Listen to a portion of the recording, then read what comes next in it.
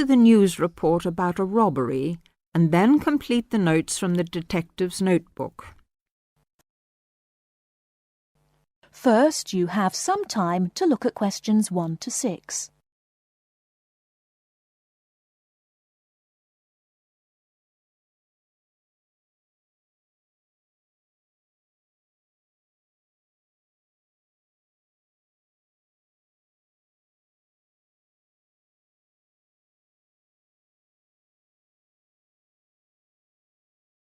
Now we shall begin. You should answer the questions as you listen, because you will not hear the recording a second time. Listen carefully and answer questions 1 to 6.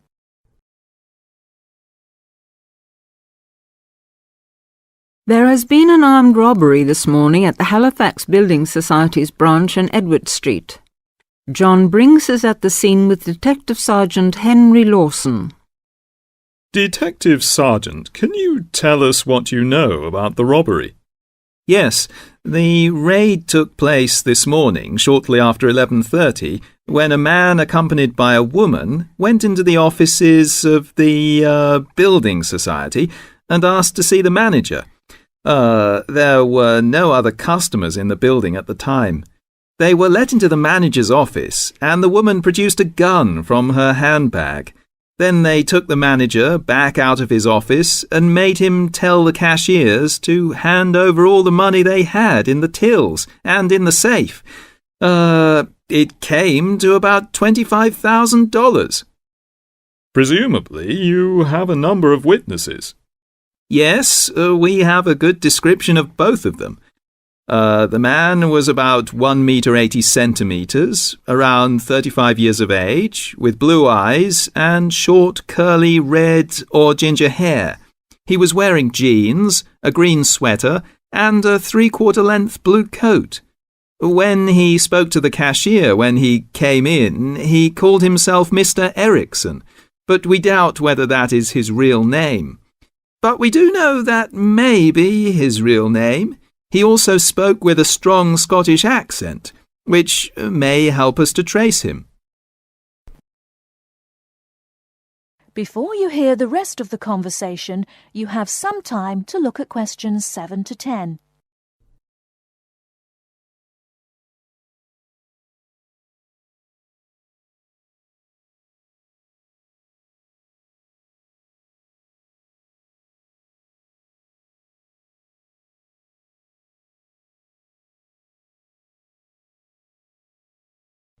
Now listen and answer questions 7 to 10.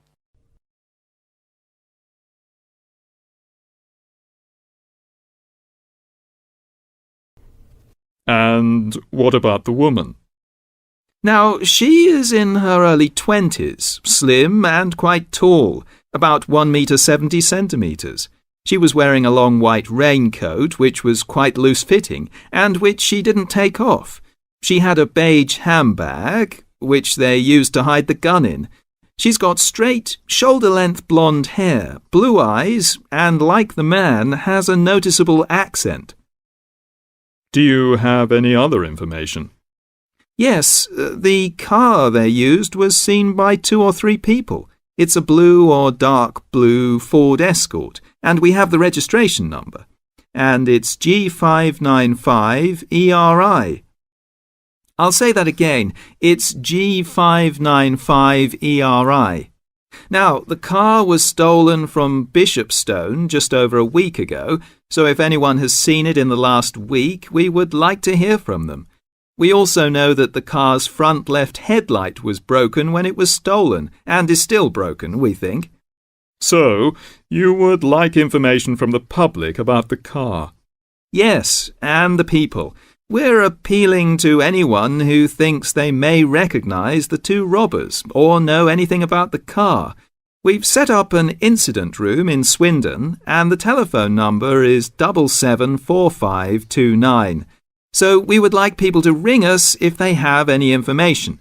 And of course, all calls will be dealt with in the strictest confidence. Thank you very much. Thank you. And the number again, if you have any information, is 774529. And now back to the studio.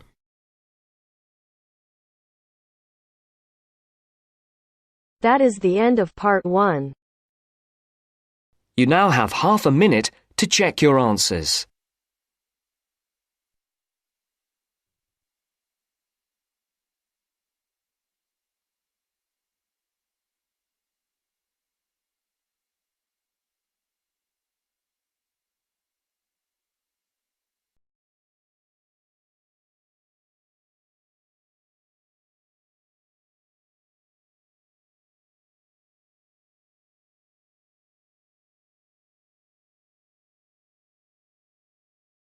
Now turns to part 2. Part 2. You will hear a telephone conversation about a job vacancy. First, you have some time to look at questions 11 to 15.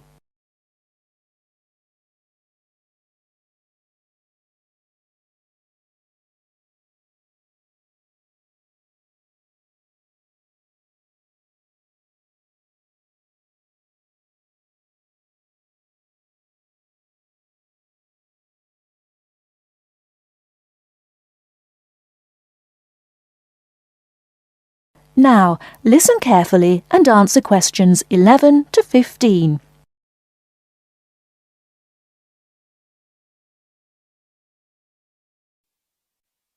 Hello, Top Job Employment Agency. Ellen Sykes speaking. How can I help you? Good morning.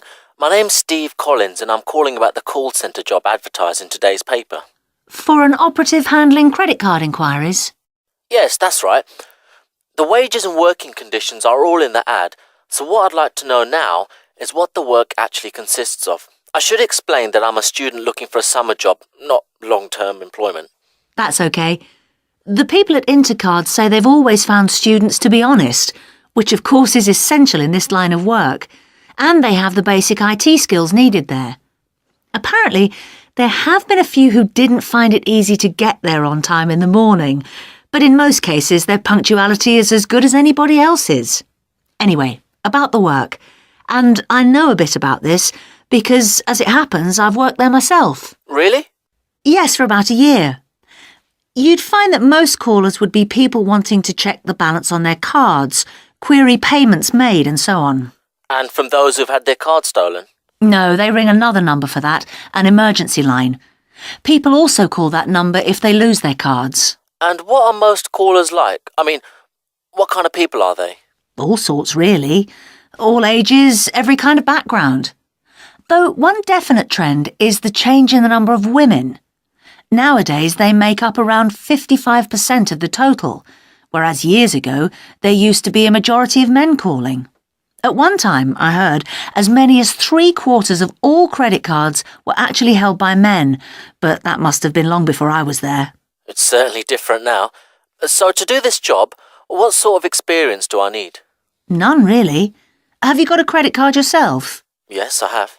Then you probably know quite a bit about them already. And as a student, you're obviously intelligent, which of course you need to be for the job.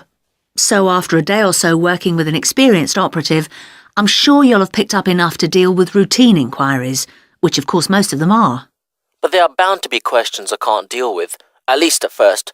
What happens then? In that case, you can ask a supervisor. They're very helpful to new staff. I think I like the sound of this. What do I do next?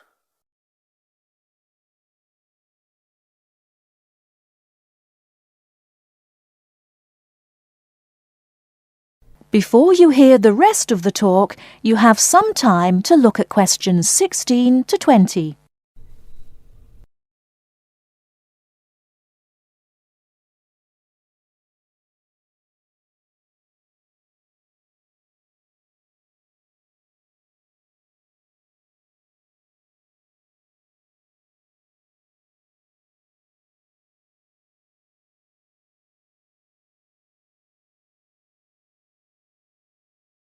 Now listen and answer questions 16 to 20.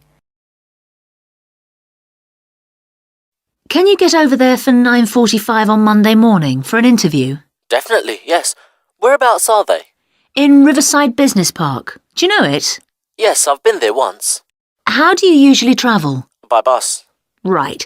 So you take either the 136 or 137 to the bus station, and when you come out of there, you turn right. Along Orchard Road, that is. The road from the railway station? Yes, that's right. You go past the petrol station next to the car dealers, then carry on down the road. Do I take the first left at the main car park? Well, you could do that, and walk up Newfield Avenue alongside the shopping centre, but it's a long way round. I'd suggest continuing along Orchard Road with the water company and then the insurance offices on your right. They used to be local government offices, by the way. Yes, I remember those. And you keep going until you reach the advertising agency. Now, facing that is a small road called Cherry Lane. There's a newspaper office on the corner, and opposite that is a big hotel, so you can't miss it. And how far down that road is it? Well, they aren't actually in Cherry Lane. You walk as far as the next junction and turn right into Armand Drive at the mail centre. Intercard is in the third building on the right, between the airline offices and the shipping company. Fine. I'll be there on Monday. Thanks very much. Bye. Good luck. Bye.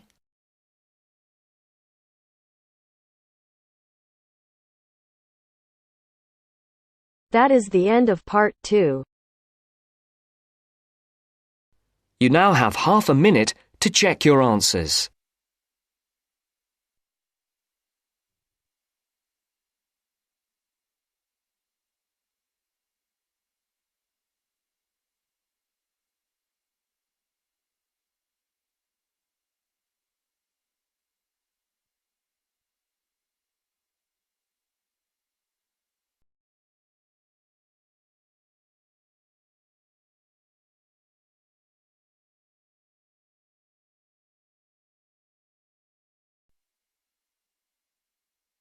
Now turns to part 3. Part 3. You will hear two geography students, Jack and Katie, talking about a field trip to Kenya in Africa.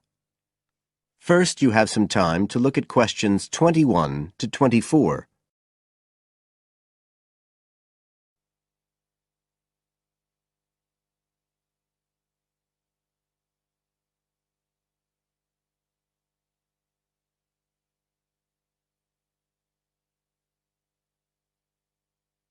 Now listen carefully and answer questions 21 to 24.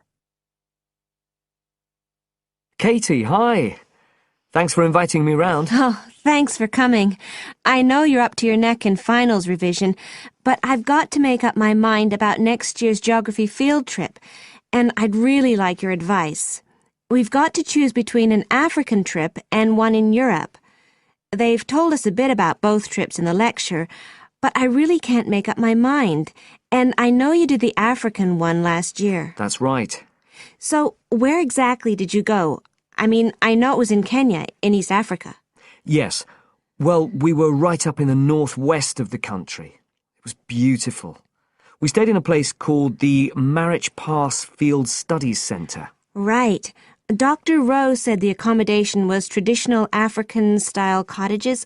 He had a special name for them. Bandas. Yes, they're fine. You have to share, 2 or 3 people together.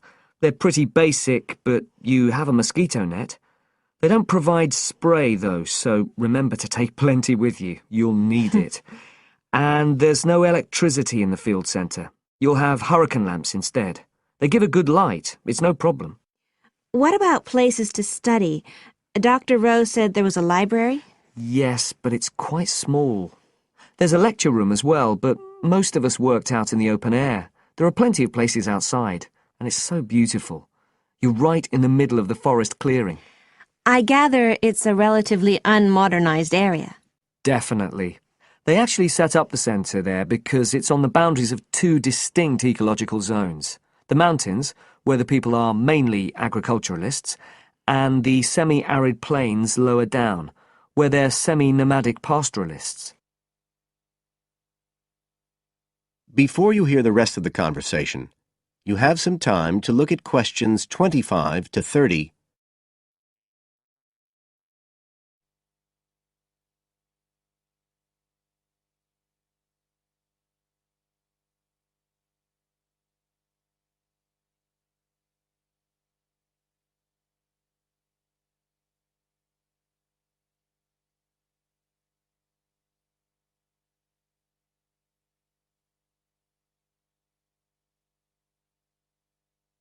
Now listen and answer questions 25 to 30.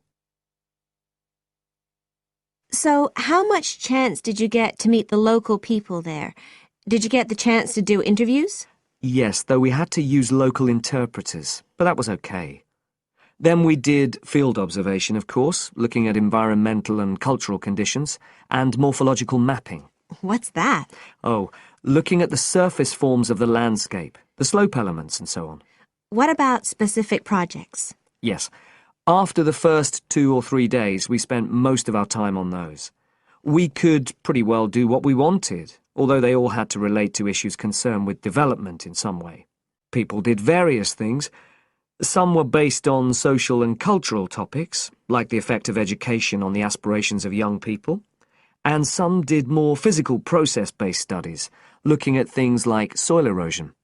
My group actually looked at issues relating to water, things like sources such as rivers and wells, and quality and so on. It was a good project to work on, but a bit frustrating.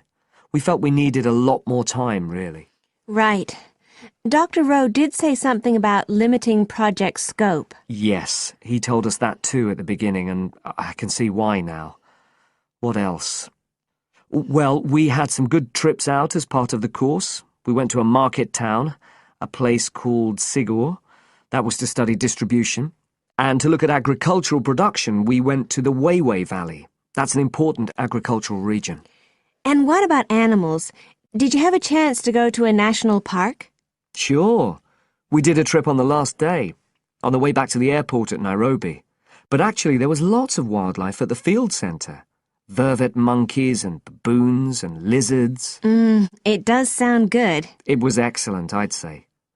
In terms of logistics, it was very well run. But it was more than that.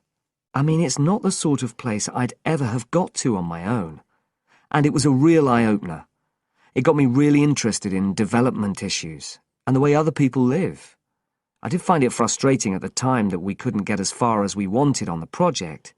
But actually, I'm going to follow it up in my dissertation. So it's given me some ideas and data for that as well. So you'd say it was worth the extra money? Definitely. That is the end of part 3. You now have half a minute to check your answers.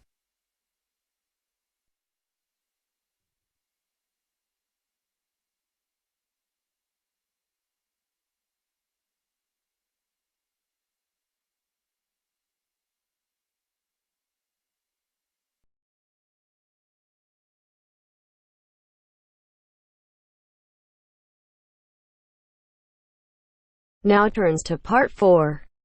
Part 4. You will hear a wildlife expert giving a talk to a group of bird lovers in the UK about a species called the tawny owl. Before you listen, you have some time to look at questions 31 to 40.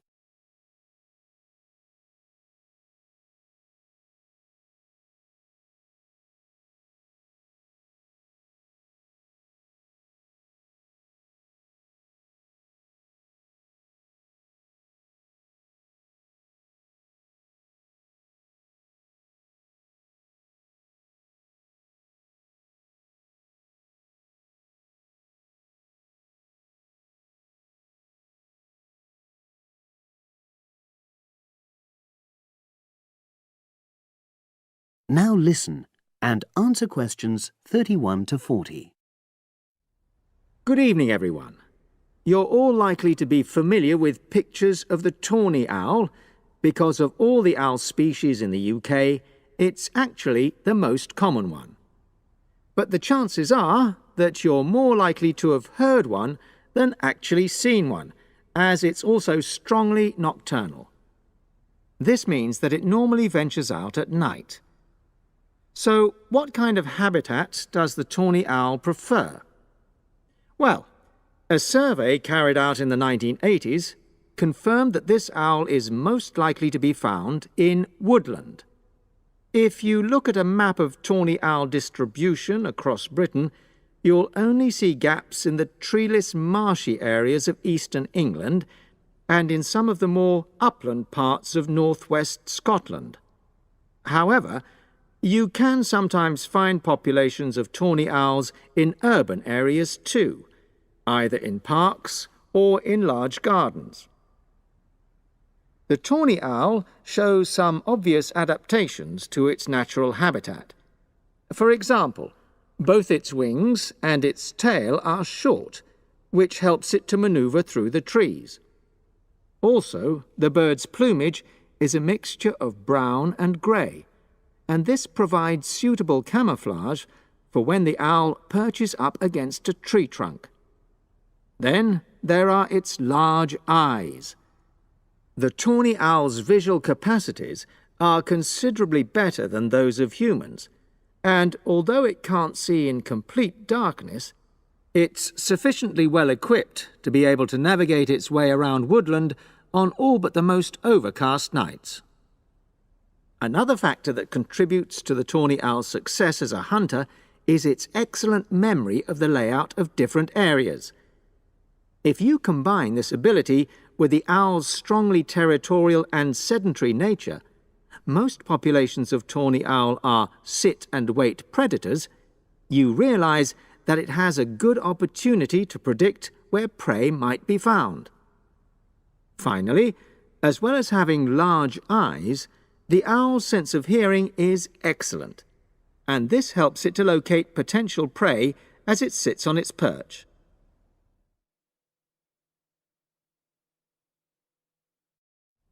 Turning now to the tawny owl's diet.